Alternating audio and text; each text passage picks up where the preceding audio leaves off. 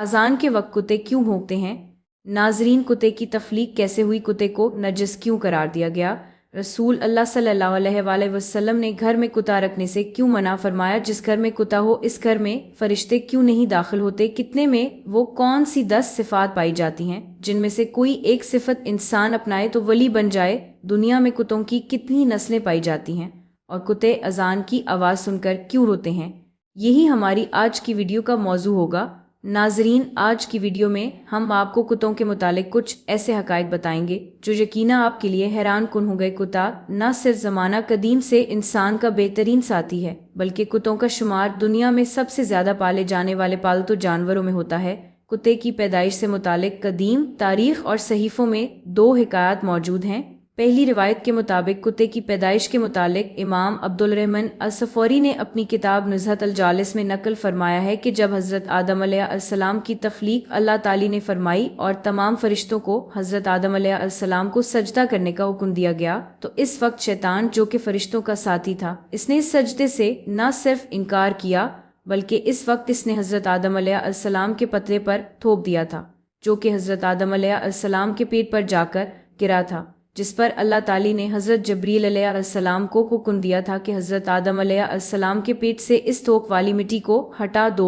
इस मिट्टी के हटने से हज़रत आदम अलैहिस्सलाम के पेट पर एक सुराख बन गया था, जो कि आज भी नाव की सूरत में हर इंसान के पेट पर मौजूद है। इसके बाद इस पेट वाली मिट्टी से कुत्ते को बनाया गया था।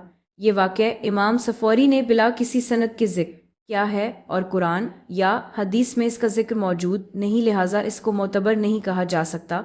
दूसरी एक आयत नूरुल-बीन नामी किताब में मौजूद है, जिसमें हज़रत अली रज़ी अल्लाह ताली अन्हु ने हमारे प्यारे नबी हज़रत मोहम्मद मुस्तफ़ी सल्लल्लाहु ताला अलैहि वसल्लम से दरियाफ़्त किया कि कुत्तों को क्यों पैदा किया गया और इंसान को इसको अपने घर में रखने से क्यों मना किया गया। तो इसके जवाब में नबी करीम सल्लल्लाहु अलैहि वसल्लम ने फरमाया था कि जब हज़रत आदम अलैहिस्सलाम और हज़रत हव्वा अलैहिस्सलाम को अल्लाह ताली ने ज़मीन पर भेजा था, तो वो दोनों खौफ से एक परिंदे की मानिंद कांप रहे थे।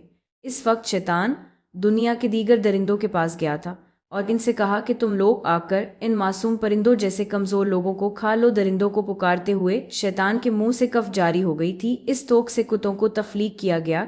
यही कुत्ते इसके बाद इंसानों और इन दरिंदों के बीच अल्लाह तबारक व ताली के हुक्म से आ गए थे और उन्होंने इंसानों को बचा लिया था। बुखारी शरीफ की हदीस नंबर 3227 और मुस्लिम शरीफ सनन अबू दाऊद मसनद अहमद समेत दीगर अहादीस की कुतुब में उम्मुल मोमिनीन हज़रत मैमूना रज़ी अल्लाह ताली अन्हा से ये रिवायत बयान की जाती है कि एक बार रसूल अल्लाह सल्लल्लाहु अलैहि वसल्लम बेदार हुए तो गमगीन और खामोश थे। मैंने पूछा, या रसूल अल्लाह सल्लल्लाहु अलैहि वसल्लम, क्या बात है, आपकी कैफियत बदली बदली है? फरमाया, हज़रत जबरील अमीन अलैहिस्सलाम ने रात आने का वादा किया था पर नहीं आए। पूरा दिन इसी तरह गुजरा, फिर आपको याद आया कि हमारे बिछोने के नीचे कुत्ते का एक बच्चा है। आप सल्लल्लाहु अलैहि वसल्लम ने इसे निकालने को कहा और अपने दस्त मुबारक से इस जगह पानी छिड़क दिया। अभी रात हज़रत जब्राइल अमीन अलैहिस्सलाम आए और कहा, हम घर में दाखिल नहीं होते जहाँ कुत्ता हो या तस्वीर हो। जबकि एक और हदीस का खुलासा कुछ यूँ है कि हुजूर अकरम सल्लल्लाहु अलैहि वसल्लम ने फरमाया कि जो शख्स हिफाजत और शिकार की वर्ज के अलावा कुत्ता पालता है तो हर रोज़ इसके अजर में से 2 कैरात कम किया जाता है। इस हदीस में अजर कट जाने की जो बात है, इससे मालूम होता है कि बिला ज़रूरत कुत्ते को पालना मकरूह तहरीमी है और मकरूह तहरीमी होने की वजह से इस घर में रहमत का फरिश्ता दाखिल नहीं होता। कुत्ता एक नजस जानवर है जो मर्दार खाता है। कुत्ते के सामने अगर ताज़ा और बदबूदार गोश्त रखा जाए तो ये बदबूदार गोश्त को तरजीह देता है और अपनी के को भी दोबारा चाट लेता है। इसीलिए फरिश्ते पाकीज़ा मखलूक हैं और वो हर इस मकाम पर नहीं जाते जहाँ नजस हो। एक तरफ तो कुत्ते में वफादारी का खासा पाया जाता है तो दूसरी तरफ ये अपनी ही नस्ल का दुश्मन भी होता है। हदीस शरीफ के मुताबिक कुत्ते के झूठे बर्तन को 7 दफ़ा धोने और 1 दफ़ा मांजने का हुक्म दिया गया है। हालांकि नजस बर्तन तो 3 दफ़ा धोने से शरा पाक हो जाता है। जदीद साइंस भी इस बात को मान चुकी है कि कुत्ते के लाब में इंतहाई खतरनाक जरासीम पाए जाते हैं जो इंसानी सेहत के लिए इंतहाई मुज़र होते हैं। हज़रत हसन बसरी फरमाया करते थे कि कुत्ते के अंदर 10 सिफात हैं, अगर इनमें से एक सिफत भी इंसान के अंदर पैदा हो जाए तो वो वली बन सकता है। नंबर 1, कुत्ते के अंदर किनात होती है, जो मिल जाए इसी पर किनात कर लेता है और राज़ी हो जाता है।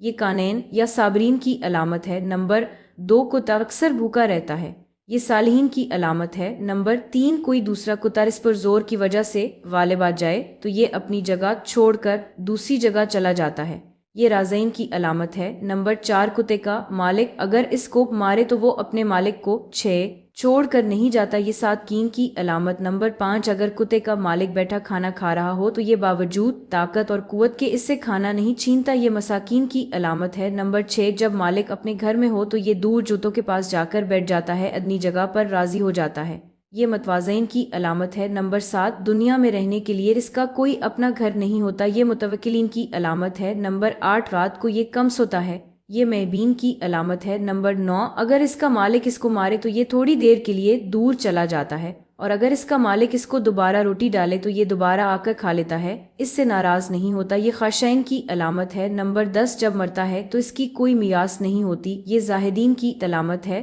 ناظرین، یہ تمام علامتیں حضرت حسن بصری رحمۃ اللہ علیہ فرمایا کرتے تھے، ناظرین، کتے اذان کی آواز سن کر کیوں روتے ہیں؟ آپ نے بھی یہ مشاہدہ کیا ہوگا کہ جیسے ہی فجر کی اذان ہوتی ہے تو اکثر اوقات کتے اذان کے ساتھ رونے جیسی آوازیں نکالتے ہیں اور آسمان کی جانب منہ کر کے روتے ہیں۔ بعض اوقات کتے فجر کے علاوہ باقی اذانوں کے ساتھ بھی ایسی ہی آوازیں نکالتے ہیں۔ اکثر لوگوں کے ذہن میں یہ سوال پیدا ہوتا ہے اور وہ یہ سوال پوچھتے بھی ہیں کہ کتے ایسا کیوں کرتے ہیں۔ روایات میں یہ بات ملتی ہے کہ رات کے اوقات میں اکثر شیاطین اور شیطانی جنات وغیرہ اس کائنات میں گھومتے پھرتے رہتے ہیں اور ان کا یہ گھومنا رات کو ہی ہوتا ہے، اور جیسے ہی مؤذن فجر کی اذان کے لیے اللہ اکبر کی آواز بلند کرتا ہے تو یہ شیاطین اس آواز کو سنتے ہی بھاگنے لگتے ہیں۔ جب یہ بھاگ رہے ہوتے ہیں تو کتے ان کو دیکھتے ہیں اور ان کو دیکھ کر ایسی آوازیں نکالتے ہیں جیسا کہ رو رہے ہوں، اور شیاطین کے یوں بھاگنے کا ذکر ایک حدیث میں یوں آیا ہے کہ مؤذن جب اذان دیتا ہے تو اس کی آواز سن کر شیطان خروج رے کی آواز کرتے بھاگتا ہے۔ یاد رہے کہ انسانی نظر سے اللہ نے بہت سی باتوں کو پوشیدہ رکھا ہے، لیکن بعض جانوروں میں یہ طاقت رکھی ہے کہ وہ ان چیزوں کو دیکھ سکتے ہیں۔ مسئلہ عذاب قبر کی بات کی جائے تو اس کے بارے میں بھی روایت ہے کہ مردے کی چیخ و پکار کی آواز کو انسان کے علاوہ باقی مخلوقات بھی سنتی ہیں، اور کتا بھی انہی جانوروں میں سے ہے جو کہ جنات کو اور شیاطین کو دیکھتا ہے، اسی لیے یہ ان کو دیکھ کر ایسی آوازیں نکالتا ہے۔ دنیا بھر میں اس وقت کتوں کی 400 نسلیں موجود ہیں اور ایک اندازے کے مطابق 40 کروڑ سے زیادہ تعداد میں کتے موجود ہیں۔